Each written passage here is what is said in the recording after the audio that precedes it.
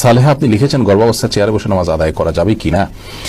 আল্লাহ পাক সূরা বাকারার 286 নম্বর আয়াতে বলেছেন, লা ইউকাল্লিফুল্লাহু নাফসান ইল্লা উসআহা, মানুষকে আল্লাহ তাআলা তার সাধ্যের বাইরে কোনো কিছু চাপিয়ে দেন না।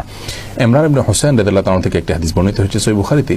তিনি একবার নবী সাল্লাল্লাহু আলাইহি ওয়াসাল্লামের কাছে বলেছেন, ইয়া রাসূলুল্লাহ, আমি এমন একটা রোগে আক্রান্ত যে রোগটা আপনার আমরা যেটাকে একশিরা বা যেটাকে আপনার পাইলস বা এই জাতীয় অ্যানাল ফিসার জাতীয় রোগ বলতে পারি, এরকম একটা রোগের কথা তিনি বললেন।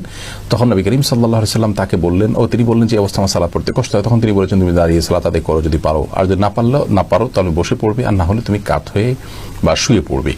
তো এই হাদিস থেকে আমরা স্পষ্ট জানতে পারি অসুস্থতাজনিত কারণে যদি কেউ সালাত যথাযথভাবে সঠিকভাবে দাঁড়িয়ে যথানিয়মে পড়তে না পারেন, তাহলে তিনি যেভাবে পারেন সেভাবে আদায় করবেন। গর্ভাবস্থায় অনেক মেয়েরা খুব বেশি দুর্বল হয়ে পড়েন, শরীর ভার হয়ে পড়ে। এই অবস্থায় রুকু সিজদা উঠা বসা করাটা বিশেষ করে লাস্ট স্টেজে এসে অনেক সময় কঠিন হয়ে যায় এবং শরীরের যে ভারসাম্য আছে ধরে রাখতে পারেন না এবং পড়ে গিয়ে ক্ষতিগ্রস্ত হওয়া এবং গর্ভস্থ সন্তান ক্ষতিগ্রস্ত হওয়ার আশঙ্কা থাকে।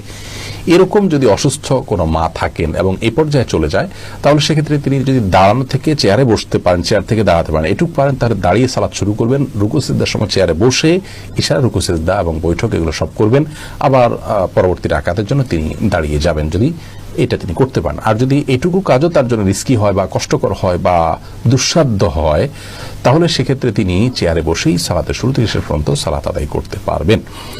আর যদি এরকম সমস্যা না থাকে, নিছক আরামায়েশের জন্য, নিছক তথাকথিত আপনার ভয় বা রিস্ক, যে রিস্কটা আসলে এরকম জোরালো কোনো রিস্ক না, এরকম মনে করে তিনি চেয়ারে বসে সালাত আদায় করেন, তাহলে কিন্তু সালাত হবে না। তার অবস্থাটা কতটা আপনার নিরুপায়ের অবস্থা সেটা আগে বের করতে হবে। যদি তিনি সত্যি নিরুপায় হন এবং রিস্কটা প্রবল থাকে উঠা বসা করে সালাত যথাযথভাবে করতে গেলে, তাহলে সেক্ষেত্রে অবশ্যই তার জন্য বসে সালাত আদায় করার সুযোগ আছে চেয়ারে।